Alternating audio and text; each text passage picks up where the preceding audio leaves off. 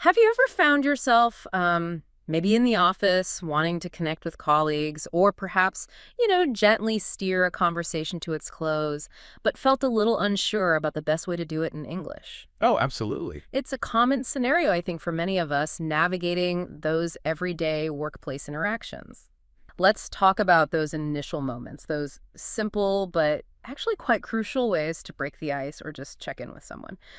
Our first approach is that classic how's it been or how's it going structure, starting with the present perfect tense.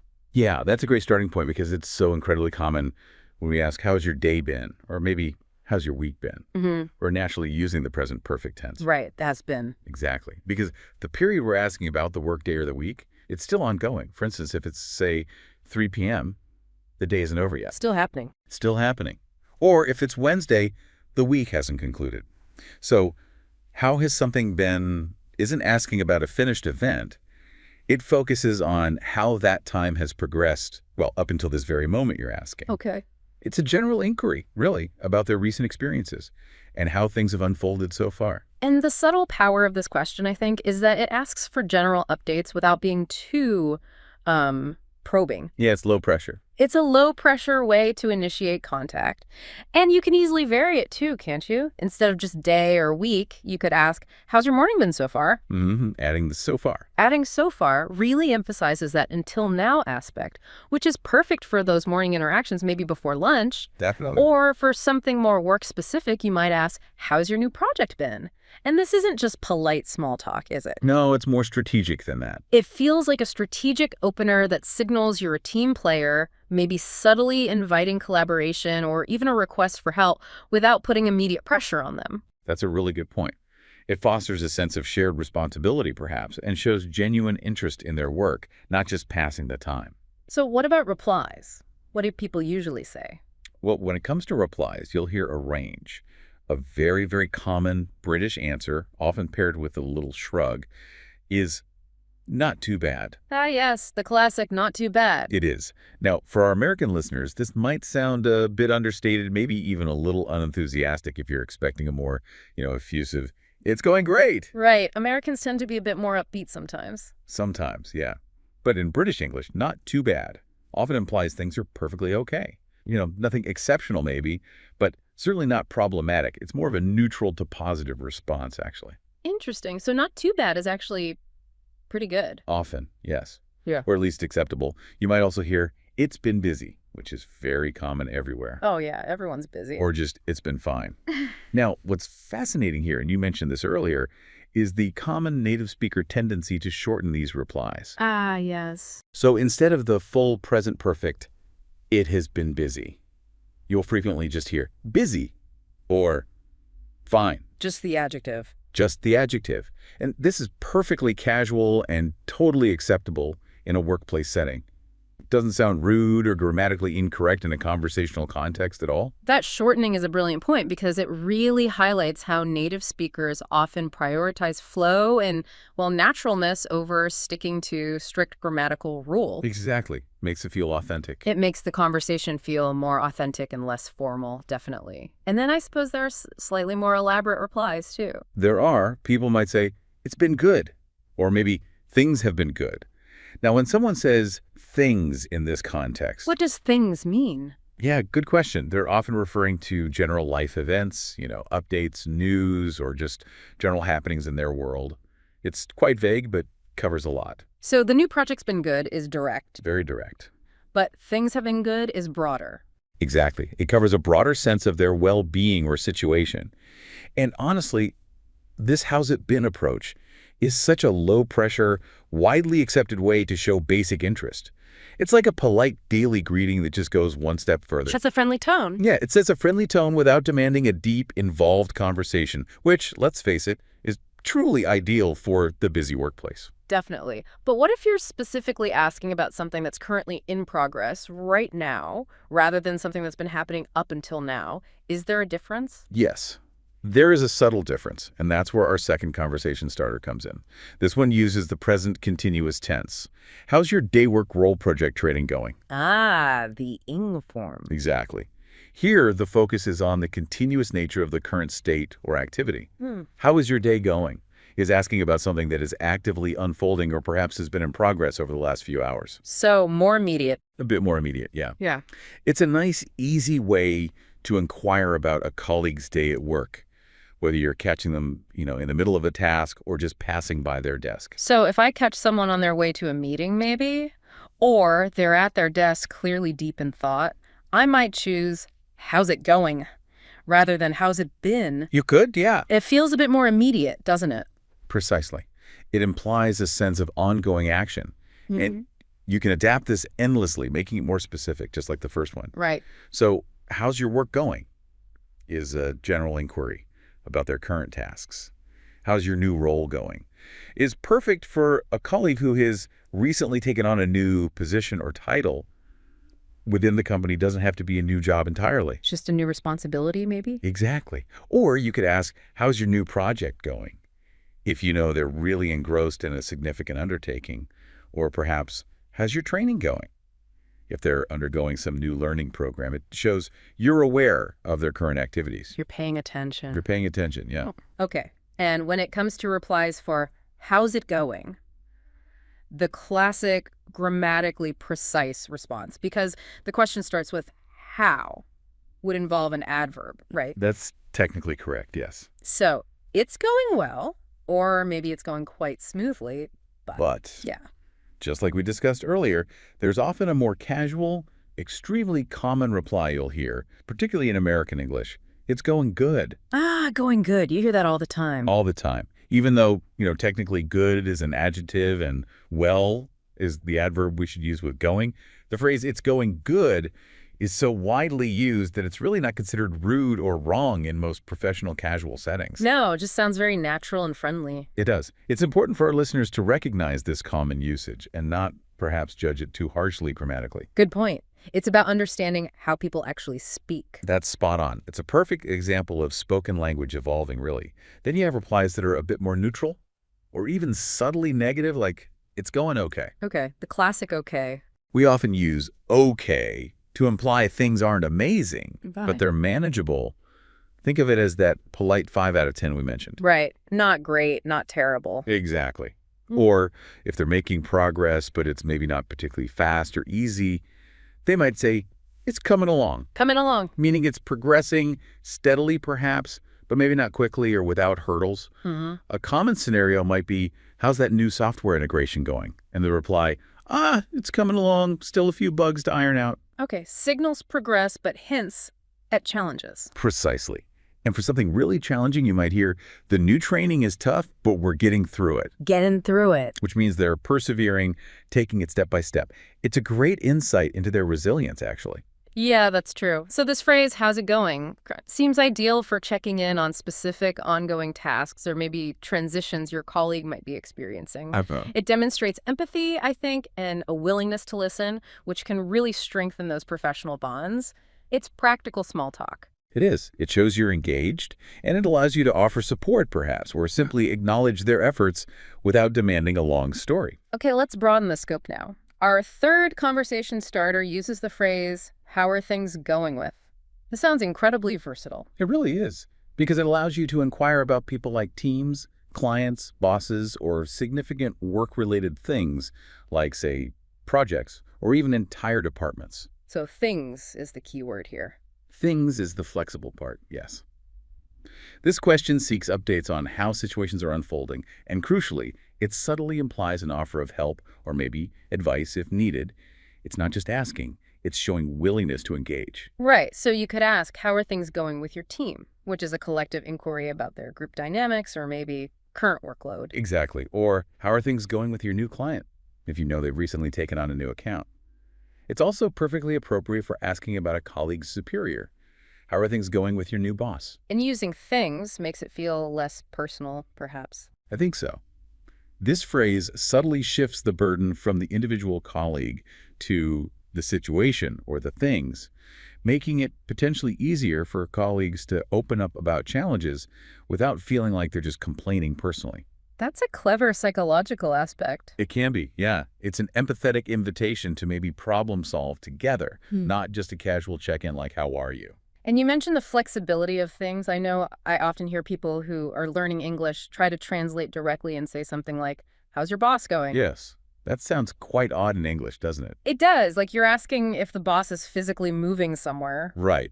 But how are things going with your boss is perfectly natural because things makes it flexible for both objects and people. You can use it for almost anything. Like new hires. Absolutely. Yeah. How are things going with the new guy or even a new department that's been recently restructured? Yeah. How are things going with the marketing integration? Wow. Okay. And could it extend beyond work? If you have a close enough relationship, and maybe you're outside of the immediate work context, like grabbing coffee, it could potentially venture into personal life.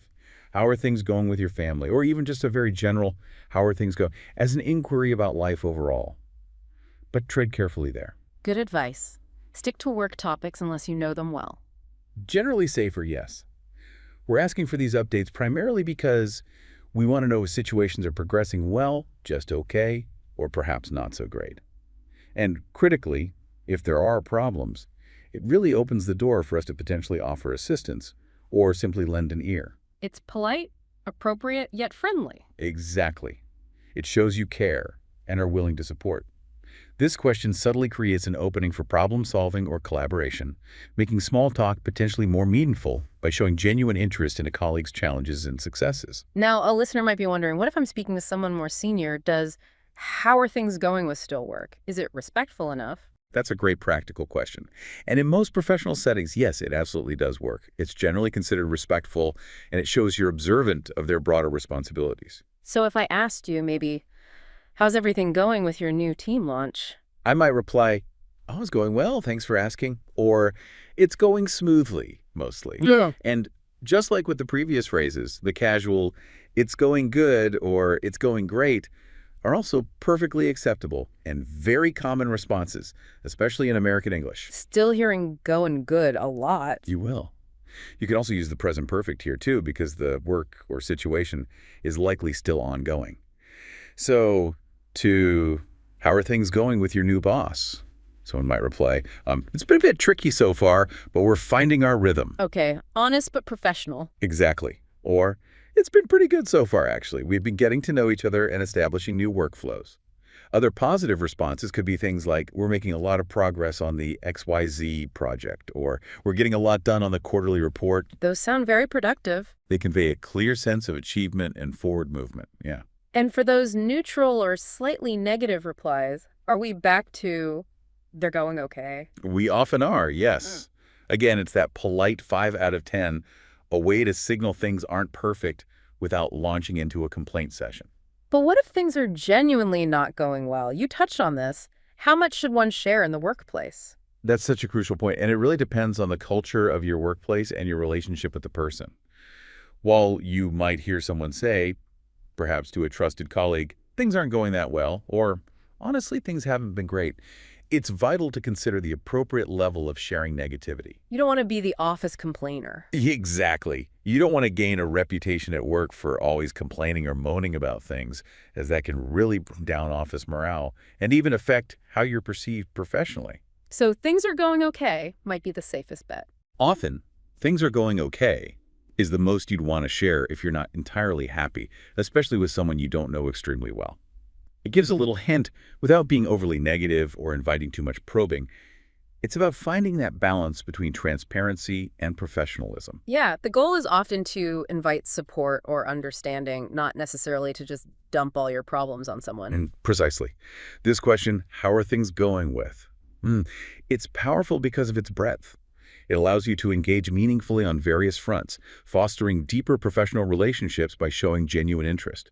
It really broadens the scope of your small talk and can even lead to tangible problem-solving opportunities if used well. Okay, let's pivot now. We've talked about checking in. Now let's move to a crucial aspect of workplace interaction, asking for feedback and opinions. We have a few different approaches here, starting with, how do you like the job working from home, Team Dynamics new role company project so far? Right.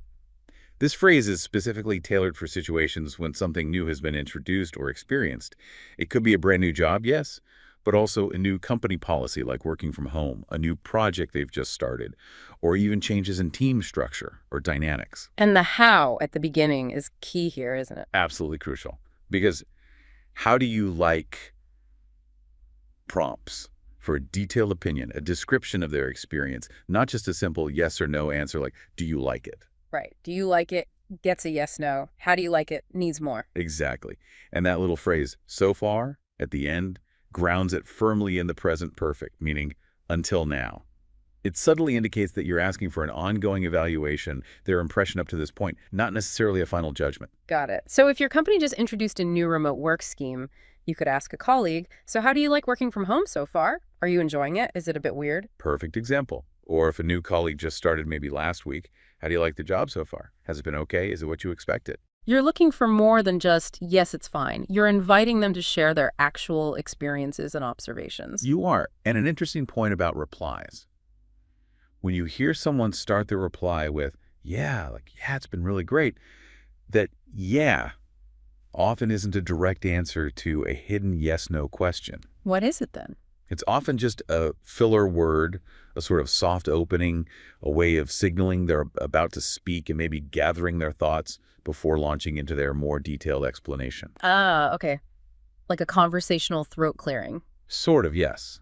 So typical replies might include, yeah, it's been really great so far. I'm loving the flexibility, or I've been enjoying it so far. The team has been very welcoming. Another common and concise one is, so far, so good. Meaning no problems yet. Exactly. Everything has been good up to this point. No major issues encountered. For more descriptive answers, you might hear things like, well, I really like the project itself. It's challenging, but it's incredibly interesting, even with the tight deadlines. Giving specific. Giving specifics. Or, honestly, it's been great so far. People are really friendly, and the training has been very eye-opening. I feel like I'm learning a lot. So this question is really your go-to when you want to extract more than a simple affirmative from a colleague. Definitely. It encourages them to share their experiences and observations, which provides a much richer conversational exchange. And it gives you opportunities maybe to offer advice or share your own similar experiences if appropriate. It opens a dialogue, yeah, not just gets a one-word answer. But what if they don't like it? How do people usually respond politely without being overly negative? That's a great practical point. If they're perhaps struggling a bit or finding it difficult, they might say something like, well, it's been a bit challenging, to be honest, or maybe I'm still getting used to it. Okay, acknowledging the difficulty. Yes. Yeah. And in this case, as the asker, you might offer a sympathetic response like, oh, I can imagine. Is there anything I can do to help? Or simply, yeah, new things always take a bit of adjustment, don't they? What should you not do? Probably what you shouldn't do is immediately jump in with your own complaints or criticisms, even if you happen to share them.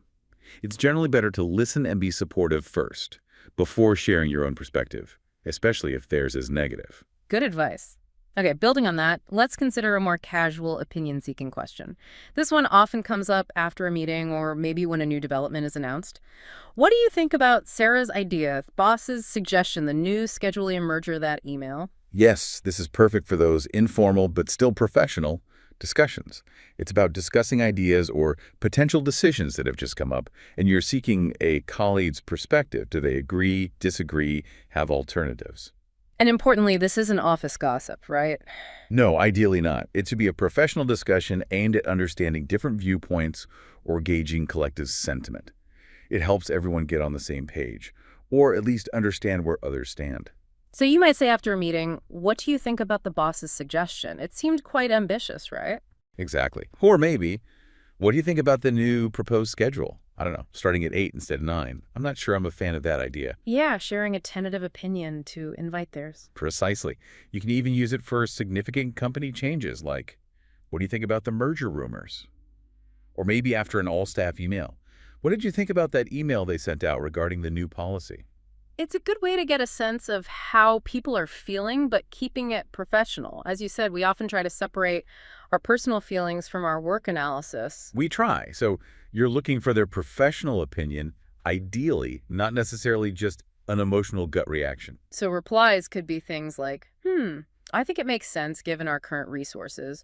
Or maybe more cautious, I think it might work, but I'm not sure we have the bandwidth for it right now. Exactly.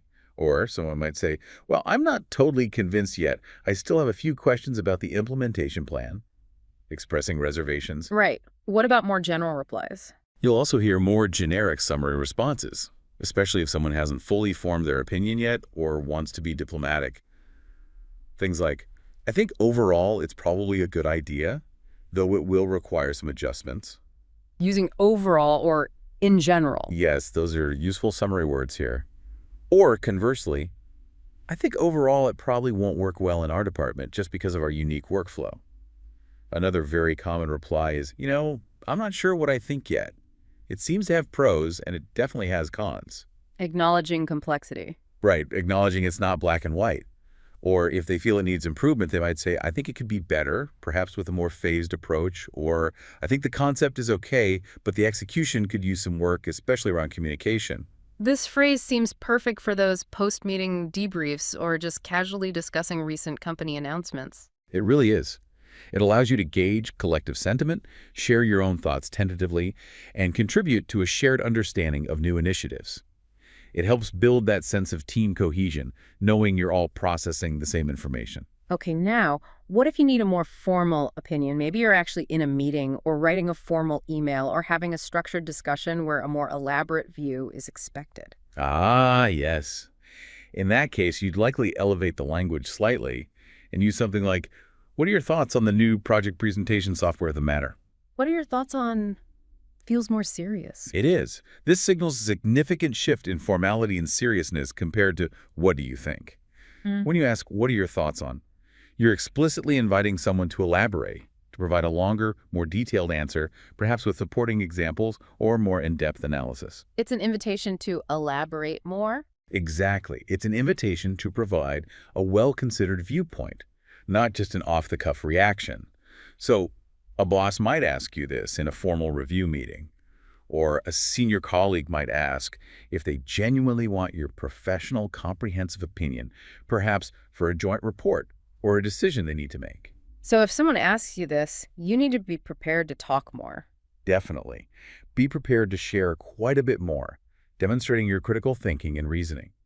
You might hear it framed as, what are your thoughts on the new project proposal? I'd appreciate your detailed input. Or maybe, what are your thoughts on the presentation this morning? I'm keen to hear your professional opinion on the strategy. Precisely. Or, what are your thoughts on the new software we rolled out?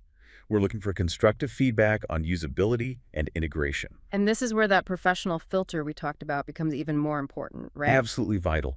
Even if personally you, say, hate the new software, maybe it's slow, the buttons are confusing, you wouldn't just blurt that out in response to, what are your thoughts? No, probably not constructive. Not very constructive, no. You'd frame it professionally. You might say something like, well, my initial thoughts are that it needs some work. There seem to be still some kinks to iron out, particularly regarding the integration with our existing systems.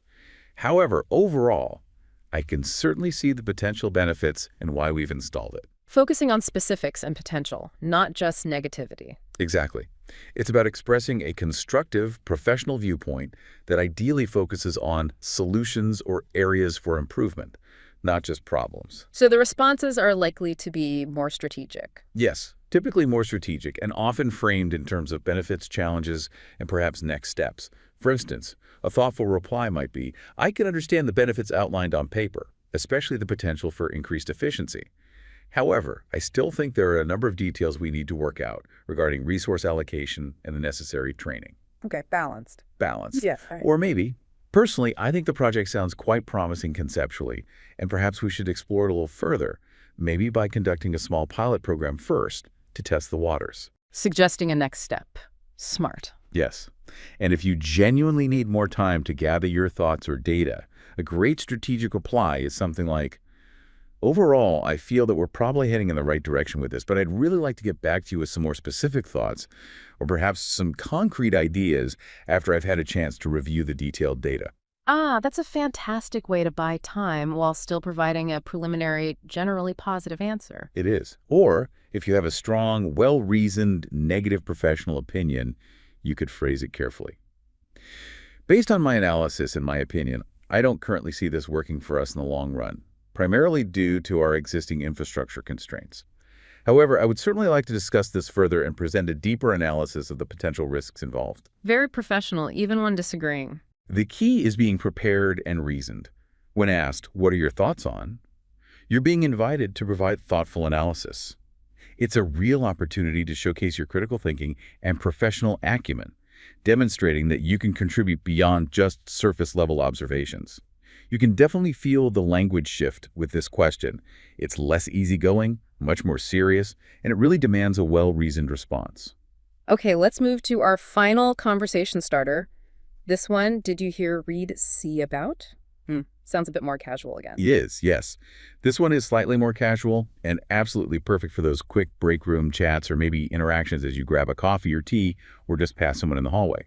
It's excellent for staying informed and connected without necessarily needing a lengthy dialogue. And you said this phrase serves two purposes. Yes. First, quite obviously, it checks if the person is aware of a particular piece of news or information. But second, it implicitly, and sometimes explicitly, asks for their opinion or reaction to it. Ah, okay. So it's like, are you aware of X and what's your take on it? Pretty much, yeah. It's a great way to engage with recent updates, especially if maybe an important email went out to everyone in the office, or if there's been some big company news that might change how people work or affect general morale. It taps into that shared context. Shared knowledge, yeah. And you'll notice we typically use three main verbs here, each with a slightly different nuance depending on how the information was likely received. Okay, what are they? Well, you have, did you hear about something? This is common for news that spreads verbally, or maybe announcements like, did you hear about the new regulations coming next month? Or did you hear about the potential layoffs in the other division? Or even good news, did you hear about the big contract we won? Okay, hear about for spoken news or general topics? Generally, yes. Then there's, did you read about something? This obviously implies written information like an email, memo, or an article. Did you read about the new schedule changes? Or did you read about the company's quarterly results in the newsletter? Notice the preposition about is still used here. Got it. And the third one? The third one is, did you see something? Now, interestingly, we usually don't use a preposition like about with see when referring to a specific item you could visually look at. Oh, right. How does that work? So it's, did you see that message from the boss? Mm-hmm. Referring to the specific email, not, did you see about that message?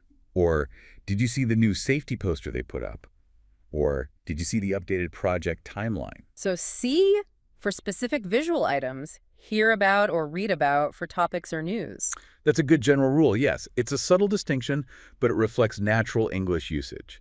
You typically use see for something visual, a poster, a specific document, an email on a screen. Okay. And you mentioned this might be related to office gossip. Well, yes, in a way. It's a prime question for what we might call office buzz or keeping up with the grapevine, but hopefully in a positive, lighthearted, professional context. Not malicious gossip. No, ideally not trying to spread harmful rumors, but rather participating in the natural flow of information and shared reactions within a team or the company.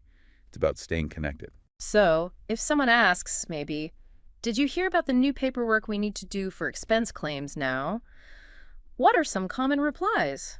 Well, common affirmative replies would include, yeah, no, it looks like a lot of extra steps, doesn't it? Or, yeah, I did. HR told me about it last week in the team meeting. Showing they're aware. What if they've only kind of seen it? Ah, good point. If you've only partially engaged with it, you might say, yeah, I skimmed through the email, which means you read it quickly just to get the general idea. Or maybe I glanced at it, meaning you looked very quickly. Skimmed or glanced. Useful words. Very useful. Many of us are busy, so we only have time to skim things initially. You might elaborate slightly. Yeah, I read the email pretty quickly, but I need to read more about the actual paperwork requirements later. Ah, Yeah. Notice the difference there. You read the email, the specific thing, but read about the paperwork, the topic or details. Exactly a distinction again. And if you're completely unaware, you'd simply say something like, no, I haven't yet. What happened? Or no, I didn't. Is it important? Or even just, no, what's happening? Which clearly invites them to share the news with you. Opens the door for them to explain. Yes. And finally, if you're comfortable with your colleagues and the context allows for it, maybe it's something genuinely frustrating. Mm-hmm. You might even have a strong reaction like, yeah, I saw that email. I hate it. It's going to add so much time to our process. But use that kind of response judiciously. Depends on the workplace culture. Very much so. But overall, this type of question, did you hear Reed see? It's probably one of the best tools for casual office discussions and just keeping abreast of internal news and developments. It really seems like a vital tool for staying informed and connected within your team or company. It allows you to participate in discussions about recent company-wide news, ensuring you're not out of the loop, and lets you share or gather perspectives easily. Absolutely. It helps you stay plugged into the pulse of the office, which is essential for effective collaboration and just feeling part of the team. Okay, fantastic starters. But now, starting conversations is only half the battle, isn't it? Oh, absolutely. Knowing how to politely and professionally end a conversation without offending your colleague is equally important, maybe even more so sometimes.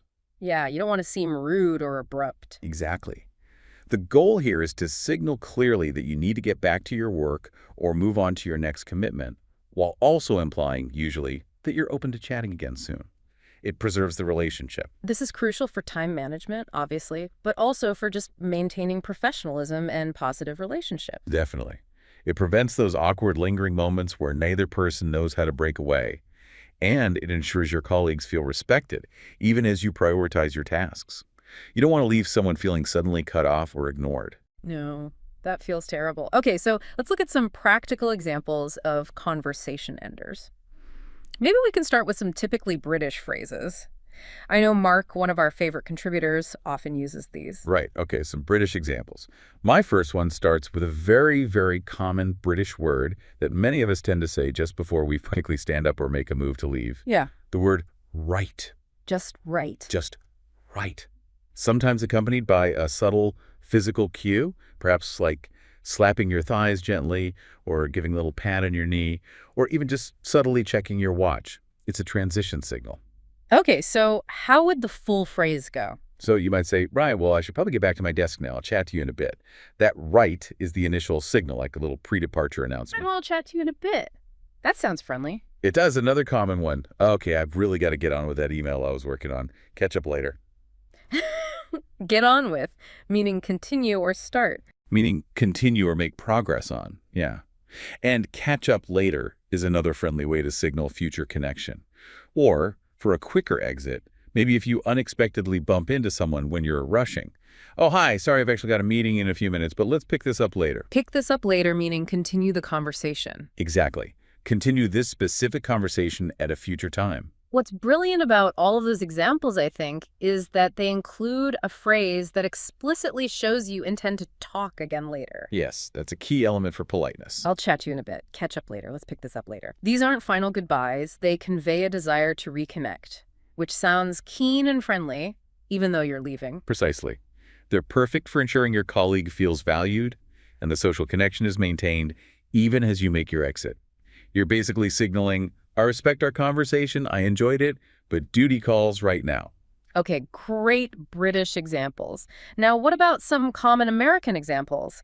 Kat, another one of our insightful colleagues, often uses these effectively. All right, moving across the pond, you might hear something like, oh, look at the time. I've actually got to jump into a meeting right now, but let's touch base tomorrow. Hop into or jump into a meeting. That sounds very active. It does, doesn't it? It means you need to start it imminently, like you're literally about to step into the virtual or physical meeting space. It conveys urgency. And touch base. Touch base is a very common American business idiom, meaning to contact each other later, often just for a brief update or check-in. It's a very standard way to suggest a follow-up without committing to an immediate, lengthy discussion right then. Okay, useful phrase. What else? Another one might be, okay, well, I've got to tie things up here before my next call. Let's keep in touch about those results, though. Tie things up. If you tie things up or tie up loose ends, it means you need to finish something or bring it to a conclusion, often a specific task, or maybe a series of small outstanding items. It implies you're in the process of wrapping something up. And keep in touch is pretty straightforward. Yes. Simply means to stay in contact. This one feels perhaps a bit more direct, especially if you genuinely are pressed for time before another commitment. And sometimes simple is good. Is there a really simple, direct one? Absolutely. A very simple and direct one, which you can easily extend for a bit more clarity if needed, is just, well, I should probably get back. See you later. Just get back. Just get back. You can extend that slightly if you want, like get back to work or get back to my office or get back to the meeting I was in. It implies you need to return to where you were or what you were doing before the conversation, suggesting a prior commitment you need to resume. Simple, effective. And now, here's one of my ultimate favorite office cliches, but it's used so often for a very good reason. Let's circle back to this at a later time. Circle back. The The classics. absolute classic. If you circle back to something, it literally means you intend to return to that topic and discuss it again later. However, There's a however. I sensed a however. there is often a however. This is where the deeper cultural insight comes in. Let's circle back to this. Frequently has a dual meaning. Many, many times, if someone says, let's circle back to that, particularly if they say it somewhat dismissively, it can be a very polite way to say, I'm not actually going to talk about that right now, and maybe I don't intend to talk about it ever again. Wow. So it can be a polite brush off. It absolutely can be. The key to spotting the difference usually is context and nonverbal cues. Look at their body language. Are they making eye contact? Do they sound genuinely interested in rescheduling the discussion? Also, consider the urgency and importance of the original topic. And maybe the most crucial indicator. If they initiate the follow-up later, then it was probably a genuine deferral. And if they don't? If they don't bring it up again, and the topic never resurfaces from their end, you might have been politely dismissed or put off indefinitely. And in most cases, it's generally best to take that cue and not aggressively pursue it unless it's critically important. Fascinating. That dual meaning of circle back is definitely something to be aware of. It's such a common phrase for a reason. It serves multiple purposes. Yeah. And finally, for a really quick exit, maybe especially if you're caught on the phone or you genuinely need to leave immediately, you can use something like, sorry, I've actually got to run now, but I'll check in later. Gotta run. Gotta run just means you've got to leave quickly, you need to depart urgently. It's a concise, signals urgency, and the check-in later softens it. Okay. Mastering these endings seems truly crucial, not just for politeness, but for effective time management and maintaining that professional image. Absolutely. It prevents that awkward lingering, ensures colleagues feel respected even as you prioritize your work, and just makes daily interactions smoother.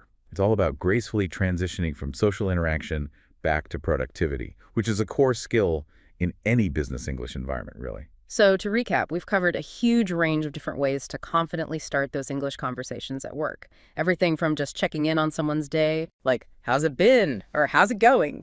To seeking quite detailed opinions on new projects or company changes. Using how do you like? Or what are your thoughts on? Or even just getting up to speed on the latest company news with did you hear about? And just as importantly, we've given you a whole toolkit of phrases to politely and professionally bring those conversations to a close when you need to. Yeah, and understanding and practicing these phrases isn't just about, memorizing English words. It's really about learning to navigate workplace culture effectively. Building that rapport. Building rapport, absolutely, and ensuring clear, unambiguous communication. Each of these structures we've discussed helps you manage the flow of information, express yourself appropriately for the situation, and even subtly influence how you're perceived professionally. It gives you more confidence. It gives you much greater confidence, enabling you to connect, collaborate, and contribute effectively within your professional environment. Okay, so now that you, our listeners, have these tools, how about you actually try them out? For this deep dive, we really want you to engage actively with this. Put it into practice. Exactly. Think about your own workday. How would you answer right now if someone asked you, how's your day going? Or maybe, how do you like your current project so far? Spend a moment actually forming those replies in your mind, using the structures and vocabulary we've discussed. Maybe you can say them out loud. Yeah. Imagine a colleague is approaching you right now. How would you greet them using one of these starters? And then, if you needed to excuse yourself after a brief chat, how would you gracefully end the conversation using one of the enders? And this raises an important question for you to consider. What conversations will you perhaps start or end differently tomorrow now that you're armed with these new insights and phrases? A practical challenge. It is, because the true value of this kind of knowledge really lies in its application. So go forth and connect. And maybe pay attention to how your English-speaking colleagues use these phrases too. It's excellent ear training to hear them in context. That's a great final tip. Okay, that's all for this deep dive. Thank you so much for joining us. Thanks, everyone. And we'll be back soon with more fascinating insights. It's a true classic, really versatile and widely used. How's your day been? Now, the core structure here is, how has something been? Sounds simple, right?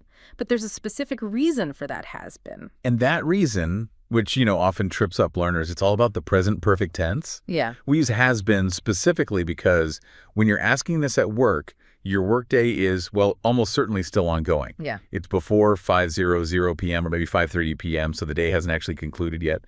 You're inquiring about a continuing state, about everything that has happened up until this very moment. You're kind of inviting an update on their whole experience of the day so far. Okay. So it's that sense of ongoing time that makes the present perfect fit so well here. But what's the sort of deeper purpose of asking this? Is it just being polite? Well, politeness is part of it, but its purpose is actually quite powerful. It's a friendly way to inquire about someone's general experience, their mood, maybe their workload, but also, crucially, about their specific work-related progress without being too, direct or nosy. Right. You're signaling genuine interest, opening a casual line for updates and showing you care about their well-being and their work. It's really a low-pressure way to initiate connection. That makes sense. And we've got some great practical examples for you. Beyond the standard, how's your day been? Oh, you could expand it like, how's your week been? Yeah, that's super useful, especially midweek, like on a Wednesday when the week isn't quite over. Or, to be more precise, maybe earlier in the day, how's your morning been so far? That little phrase, so far, really means until now, doesn't it? It reinforces that present perfect idea and invites a summary of just their morning. Exactly. And to make it even more work-specific, you can directly ask about projects or initiatives. How's your new project been? You're clearly asking for updates on that specific work thing that is, currently ongoing. It's a perfect, non-intrusive way to show engagement and maybe keep tabs on shared goals. Okay, so what about replies? When it comes to replies, there are some interesting nuances, I think. If someone asks you, how's your day been? I know a very common, almost understated British answer is often, yeah, not too bad. Yes, very British. It's casual, polite, and kind of avoids oversharing, which is very much a British trait sometimes. That is. But you can, of course, use the full present perfect in your reply, mirroring the question, it's been busy, or maybe it's been fine. However, and here's a fascinating thing about native speakers, many will simply drop the it's been and just say one word, busy. Or fine. Yeah, I hear that all the time. How's your day been? Busy. It's efficient, isn't it? It is. It's extremely common in casual workplace chats, and it's perfectly acceptable even if it technically breaks a grammar rule. It sounds incredibly natural and, well, efficient. Another common positive response is just, it's been good. And here's a really useful, broader phrase, things have been good. Yes, when you say things have been good, that things refers broadly to, life events, updates, news, or just the general situation beyond the immediate work tasks. It's a broader, positive update. Okay. And if you're talking about a specific project, a quick contraction is very common. The project's been good, it's fast, it's natural, and it gets the point across quickly. So the power of this structure for you, the listener, is that it allows you to show genuine interest in your colleagues, smoothly open a line for updates without being too pushy, and really initiate a warm, ongoing connection in your workplace English conversations. It's kind of the bedrock of effective business small talk. All right, moving on to our second simple starter. This one is very similar in meaning to our first, but uses a subtly different grammatical structure. How's your day going? The core structure is, how is something going? Right. This uses the present continuous, again, because the activity, your day, your work is continuing and not finished yet. While it's grammatically distinct from how's your day been, it carries a very similar meaning. You're inquiring about current progress or very recent activities, usually within the last few hours or even the current moment. It's about the flow of events right now. It feels very immediate, very present. It's just a nice, easy way to check in with a colleague about their current day at work or how things have been progressing recently. Exactly. And beyond the general, how's your day going? Oh, you can make it more specific. How's your work going? Or if someone has recently, say, transitioned into a new position or has changed responsibilities, you can ask, how's your new role going? Right. That could be moving from, say, an assistant to a team lead, or maybe a new job title, or simply new duties. Precisely. And if they're involved in professional development or maybe some kind of training, a perfect question is, how's your training going? Or just like before, how's your new project going? These are all about asking about ongoing activities that are currently unfolding. Okay, now for the replies. This is where it gets interesting, I think. Since the question starts with how, we typically use an adverb to describe the manner, right? So, yeah, it's going well is a very standard and grammatically correct response. That's right. You could also say, yeah, it's going quite smoothly, or yeah, it's going quickly, actually. These all use adverbs that describe how something is going. And I hear this one all the time, and I know it might go against the traditional grammar books, but it's so common. How's your new role going? Oh, it's going good. Yes, that's a fascinating nuance, and it's almost a hallmark of casual American English. While technically, yes, good is an adjective and well is the adverb, it's going good, is a very, very common casual and friendly American English response. Hmm. It's generally not considered rude or wrong in informal workplace settings, especially if you're feeling positive. In fact, saying good can sometimes drop the formality just a little, signaling you're comfortable, maybe even enthusiastic, whereas well remains the traditionally correct choice. It's a subtle way to build rapport, actually. So it's incredibly useful to know the correct grammar, but also what's just commonly accepted and maybe even preferred in casual chat. Another very common and quite neutral reply is, "It's going okay." Ah, Yeah. okay. Now, this response, while it seems neutral on the surface, is often a very polite way to say things aren't actually great without complaining. Think of it maybe as a 5 out of 10. It kind of implies mediocre at best, or I'm managing, but it's nothing special. Yeah. And this can be quite a strategic response because generally you want to avoid getting a reputation for complaining or moaning at work. Nobody really wants to be that person who always brings the office mood down, right? That makes a lot of sense. It's almost like a little professional shield to manage your reputation. What about other useful replies like, "It's coming along"? Yeah. It's coming along means we're working on it, indicating steady progress, but maybe not necessarily fast progress. It implies, progress is being made, maybe slowly, but it is happening. Okay. And a more robust answer if things are proving difficult. It's tough, but we're getting through it. This indicates a challenge, but also perseverance, that kind of step-by-step approach that signals resilience. This really highlights how these phrases allow you, the listener, to gauge a colleague's current state and can open the door for you to offer potential support or simply show you care. It fosters better workplace relationships and ultimately a more positive business environment. Definitely. Okay, let's move to our third how question. It's one slightly longer, but incredibly flexible, especially when you're looking for broader updates about people or maybe groups. How are things going with your team? The core structure is, how are things going with person, group, object? This, again, uses the present continuous because the situation with the team or the client or the boss is, well, ongoing and dynamic. The real beauty of this question is its remarkable versatility. You're asking about people they work with, directly their boss, maybe specific groups or clients. Mm-hmm. You're subtly seeking updates.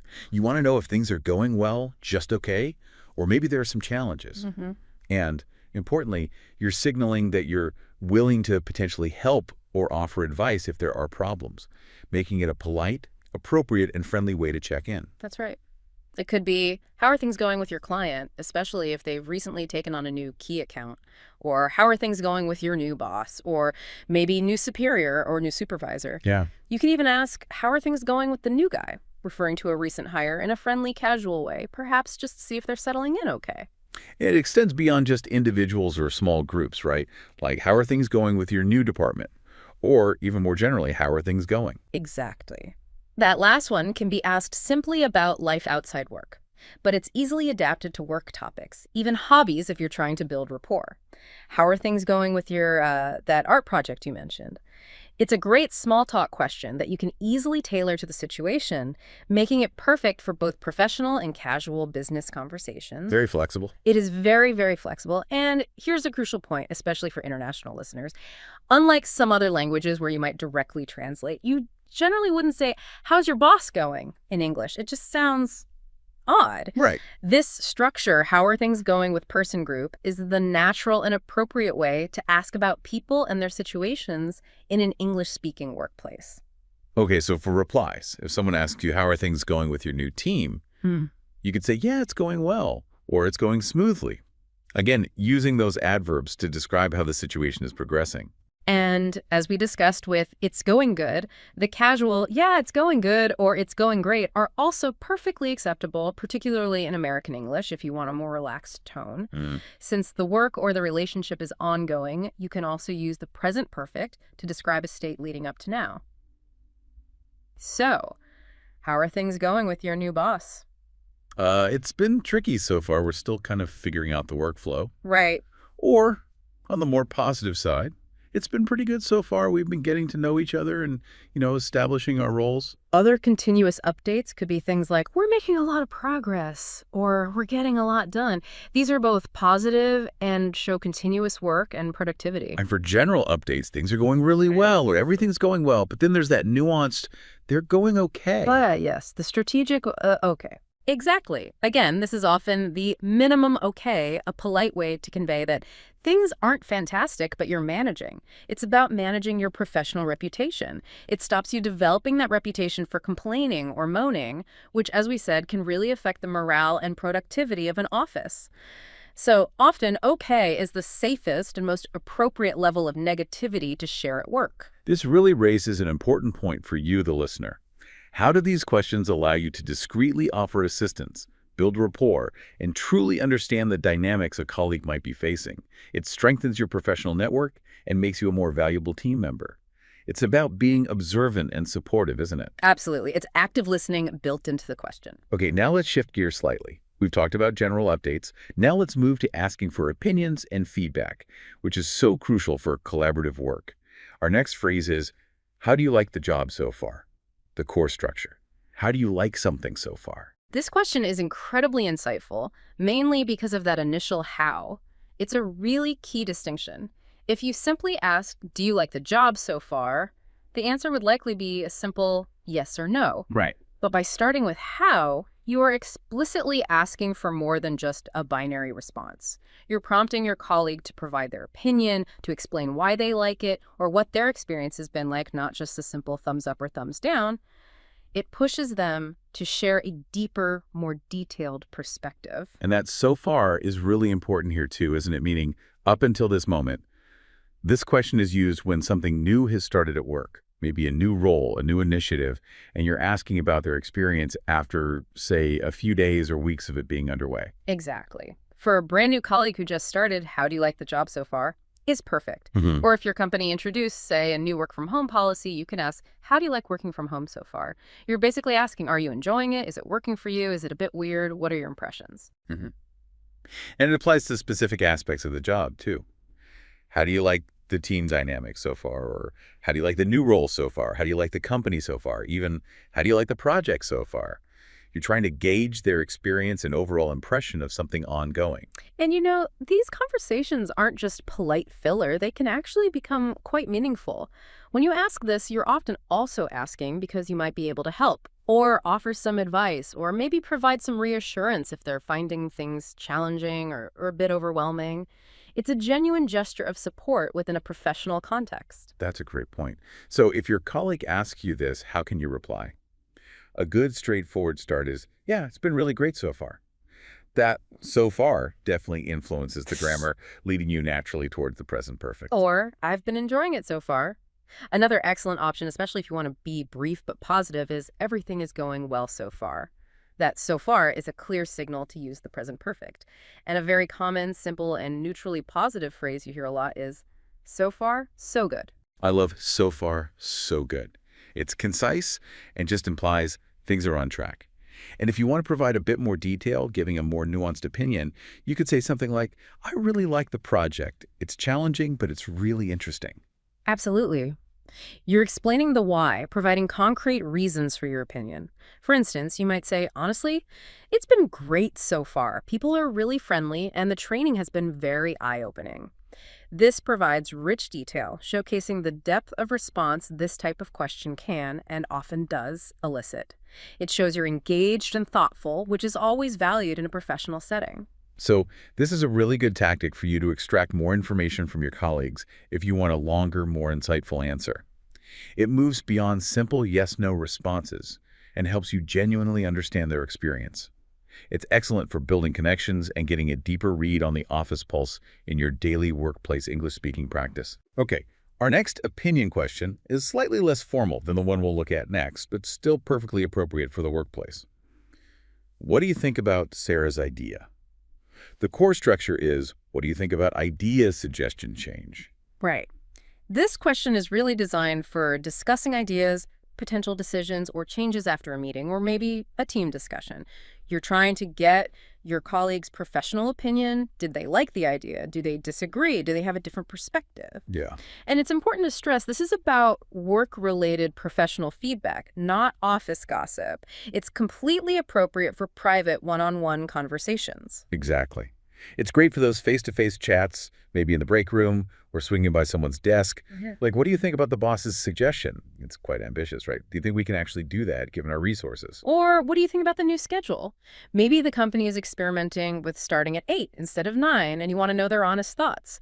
It could also be about larger company shifts, like, what do you think about the merger? Ah, that's a good one. Yeah, it's a much better way to gauge professional feelings about a big company change without asking the potentially too personal, how do you feel about it? Which might invite emotional responses rather than professional insights. Good point. And then there's the more general, what do you think about that email they send out from HR regarding the new policy? Now, for replies to, what do you think about? If someone asks, what do you think about the boss's suggestion? You could say, I think it makes sense. This basically means, I understand the idea and it seems logical or potentially good. Okay. Or a bit more cautiously, I think it might work, but I'm not sure. And if you're really not convinced, I'm not totally convinced yet, I need to see more data. And for a more general summary, especially when you have pros and cons but haven't fully collected your thoughts yet, you could use the word overall. Like, I think overall it's a good idea, or I think overall it probably won't work in the long run. It's a quick, useful summary that allows you to express a balanced view without getting lost in the weeds. Or you can just be honest and transparent and say, I'm not sure what I think yet. It has pros and it has cons. Now, this could be a genuine admission that you're still processing, or frankly, a polite way to avoid discussing it if you don't have enough information, or maybe just don't want to talk about it right then. Right, a polite sidestep. Exactly. And if you feel an idea needs improvement, you might say, I think it could be better, or I think it could use some work. This suggests refinement rather than outright rejection, which is often more constructive. And similar to overall, you can use in general. Like, I think in general, it's not the best idea for our team right now. These are good summary words when your thoughts aren't fully formed, but you want to offer a high-level opinion. So these phrases really empower you to confidently engage in discussions about workplace changes and ideas, offering your perspective or understanding others without overcommitting or becoming too formal. It's that practical small talk for the office that can lead to really productive dialogue. Now, let's step up the formality just a bit. Our next question is, what are your thoughts on the new project? The core structure is, what are your thoughts on project presentation software? Okay, so when you ask this question, or when someone asks you this, you're signaling that you're asking for a more elaborate, professional, and often longer answer. It implies that you expect details, maybe examples to support opinions, and a more considered formal response. Right. This question is definitely more suitable for a meeting setting, maybe a formal email, or when your boss asks for your professional opinion on a pretty serious matter. Be prepared to talk and share quite a bit more detail when you're asked this. And here's a really crucial piece of advice for you, the listener. Even if you personally hate some new software because, I don't know, the buttons are all weird and it's slow and doesn't work, you do not say that directly in this context. Your response needs to be professional and analytical. Instead, you could say something like, well, it needs some work. There are still some kinks to iron out. Kinks meaning small problems or issues to fix. But overall, I can see why we've installed it and the potential benefits. It's about critical analysis and constructive feedback, not just venting personal feelings. Exactly. Professionalism is key here. Other examples of questions in this more formal vein include, what are your thoughts on the presentation? This asks for a professional opinion on a delivered presentation, maybe after a board meeting. Or, what are your thoughts on the new software deployment? And very generally informally, particularly in an email or a very formal meeting, what are your thoughts on the matter? Okay. So for replies, if someone asks, what are your thoughts on the new project? Well, you could respond, well, I can understand the benefits on paper, but I still think there are a lot of details we need to work out before launch. This acknowledges positives while clearly identifying challenges that need addressing. Or, for a positive professional endorsement, personally, I think the project sounds quite promising, and we should probably explore it a little further, maybe with a pilot program. And if you need more time to think deeply, which is perfectly fine, you can say, overall, I feel that we're going in the right direction, but I'd like to get back to you with some more specific thoughts or ideas after I've had more time to review the data. That's a good one. It buys you time but shows you're engaged. Exactly. It allows you to give a quick summary while asking for time to collect more specific thoughts, showing thoroughness and thoughtfulness. And what if you disagree with a proposal but want to be professional and constructive? You could state, in my opinion, I don't see this working for us in the end, given our current resources, but I would certainly like to discuss this further and perhaps offer some alternative solutions. This expresses disagreement professionally, but crucially signals your willingness for a continued, detailed, and productive conversation. What's truly fascinating here, I think, is how the language subtly shifts and becomes, a bit more serious and professional with this type of question compared to, what do you think about? Understanding this distinction is vital for you to tailor your communication to the formality of the situation and the depth of response expected. It ensures you always sound appropriate, thoughtful, and articulate in your workplace English. Okay, let's move on to getting news and updates. This is often a slightly more casual scenario, perhaps while you're in the break room, making coffee, or maybe heading out for lunch together. Our next question set is, did you hear about the new regulations? The main structures are, did you hear about something? Did you read about something? And did you see something? Yeah, this question is brilliant because it's often actually twofold. You're literally asking if they've seen or heard the news, perhaps a new company-wide email update that went out to everyone, but you're also implicitly asking, so what do you think about them? Ah, okay. Two questions in one. Exactly. It's a great way to gauge reactions to recent office developments and engage in that kind of small business English talk about current events or policy changes within the company. And there's a crucial nuance with the verbs here, right? Depending on how the information was communicated. For general news, whether you heard it spoken or saw it written, you use, did you hear about something? Like, did you hear about the new regulations from compliance? But for information that you know or assume came from text or documents, maybe an email, a report, a memo, it's better to use, did you read about something? So, did you read about the layoffs in the memo from HR? Or did you read about the new schedule that was posted online? Okay, got it. Hear about, read about, what about see?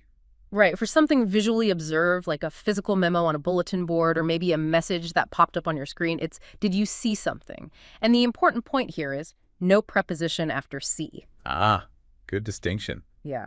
So, did you see the new regulations posted by the coffee machine? Or did you see that message from the boss that flashed on everyone's computer? Okay, so did you see that memo, not see about? Exactly. Or you can say, did you read about that message from the boss? The choice of verb really depends on how the information was likely consumed, and using the right one helps you sound more precise and natural. So if someone asks you, did you hear about the new regulations? A short answer could just be, yeah, I know. Or if it was something you had to read, like, did you read that message from the boss? And maybe you were busy, you could say, yeah, I skimmed through it. To skim means to read quickly, just for the general idea, to get the gist. Because, let's be honest, we're often very busy at work and only have time to skim important, but maybe lengthy documents. True. Similarly, I glanced at it quickly means you just looked very quickly, a brief look. These are common and natural replies when you're pressed for time. And if you genuinely haven't heard or seen it yet? You can simply say, no, I haven't yet, or no, I didn't. And if you missed it completely and want more information, a good follow-up is, no, what's happening? Can you fill me in? Yeah. That invites your colleague to explain further. Or, if you did hear about it and maybe know the source, you can provide context. Yeah, I did. HR told me about it last week in the team meeting. This confirms your awareness and gives the source of information. And you mentioned a subtle language pattern. Yes, it's interesting. You might say, well, I read the email pretty quickly, but I need to read more about the paperwork. Notice the difference. You read an email, but you read more about a topic when you want to learn additional, deeper information. It's subtle, but common. Ah, interesting. And what about for closer colleagues if you're comfortable expressing stronger feelings in a more informal setting? Right, you might say, yeah, I saw it, I can't believe it. Or maybe more negatively, yeah, I saw it, I hate it. It's going to make our workflow so much more complicated. Okay, that sounds a bit like a cheeky. Yes, that last one. If you're looking to share strong opinions or perhaps engage in a bit of office gossip, meaning sharing opinions informally with trusted colleagues, that's the phrase for you, it definitely shows a level of comfort and shared understanding or maybe shared frustration with your colleagues. So this question structure is really invaluable for you, the listener, to stay informed about office news, gauge your colleagues' reactions, and engage in the more social, informal side of office life. All while being mindful, of course, of how much you share and with whom. It's key for building that informal rapport. Definitely. Okay, we've covered a huge range of ways to confidently start conversations, really setting the stage for good workplace interaction. But now for the flip side, which honestly many people find equally, if not more, challenging. How do you gracefully end a conversation politely and professionally without hurting anyone's feelings or appearing rude? Yeah, this is where a lot of people struggle, isn't it? They feel kind of trapped. Totally. The goal here is to give you some example sentences that let you, walk away and get back to your tasks while subtly signaling that you do want to talk again later. You're not cutting off the conversation forever. You're indicating a desire for future connection and basically maintaining the relationship. It's about being efficient while remaining friendly. Okay, let's start with some British English phrases for ending conversations. My first one often starts with a very, very British verbal cue that almost every British person says before they stand up or before they leave. Right. Yes, No, right. it's incredibly common. And it often comes with a subtle physical cue, doesn't it? Like a light slap on the thighs if you're sitting down, or a quick, almost imperceptible glance at your watch or phone, maybe while holding a cup of tea. It's like a nonverbal signal that you're preparing to transition. Exactly. So after a conversation, you might say, right, I should probably get back to my desk. I'll chat to you in a bit. And that "I'll chat to you in a bit" is key. It explicitly signals future interaction, making you sound friendly and keen to connect again soon, rather than just dismissive. It leaves the door open, as you said. Another common one. Okay, I've really got to get on with that email. Catch up later. Yeah, get on with means to start or continue working diligently on something, like a pressing email. And catch up later, again, indicates a desire for a future conversation, showing you value the connection even though you have to leave now. And if you have a genuine time constraint, which is always a polite and understandable reason, sorry, I've got a meeting in a few minutes, let's pick this up later. Providing a clear, time-sensitive reason for leaving is always polite, and "let's pick this up later" is a direct phrase for resuming the discussion at another time. It implies, this conversation is important, but time is short right now. So the consistent element across all these British phrases seems to be a clear, polite statement about needing to leave for a specific reason, followed by a phrase that expresses a desire for future conversation. Exactly. This helps you sound friendly, engaged, and professional, not dismissive or rude. It's all about managing expectations and maintaining those relationships. For some American English phrases for ending conversations, these can sometimes be a bit more direct or rely on different common idioms, right? Yeah, sometimes. My personal favorite and a real go-to is, "oh, look at the time. I've got to hop into a meeting. Let's touch base tomorrow." Classic. It is, "oh, look at the time," is a classic, universally understood and acceptable excuse. I've got to hop into a meeting, or you might hear jump into a meeting, means you need to enter or start a meeting immediately, often implying a quick departure. And "let's touch base tomorrow" means let's contact each other tomorrow, signaling a clear intention to continue the conversation or topic. It's a very, very common business idiom. That's very common and really efficient. What's another useful one for those busy moments? How about, okay, I've got to tie things up here. Let's keep in touch about the results. Tie things up means you need to bring tasks or maybe a situation to a close or finish something, indicating you have work to complete. Okay. And "let's keep in touch" is another simple, easy way to indicate ongoing communication.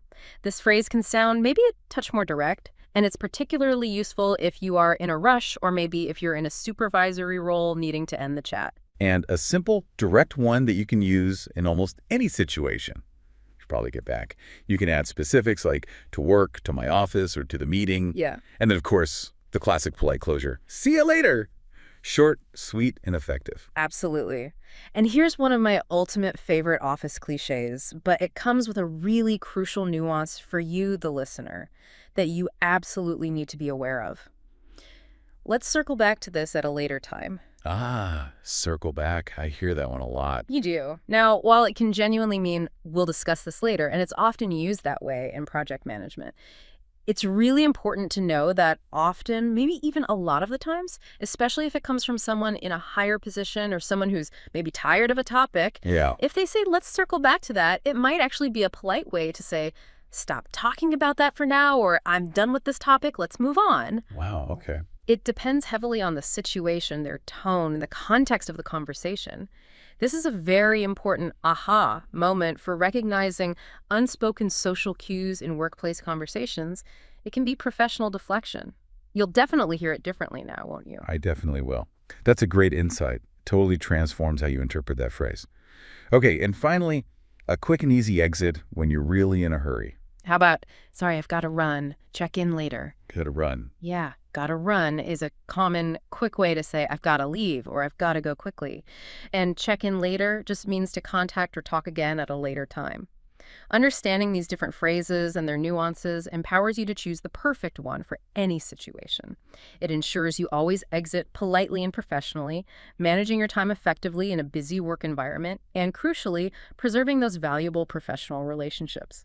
So what does this all mean for you, the listener? Well, we've covered a huge range of powerful ways for you to confidently start and end conversations with your English coworkers.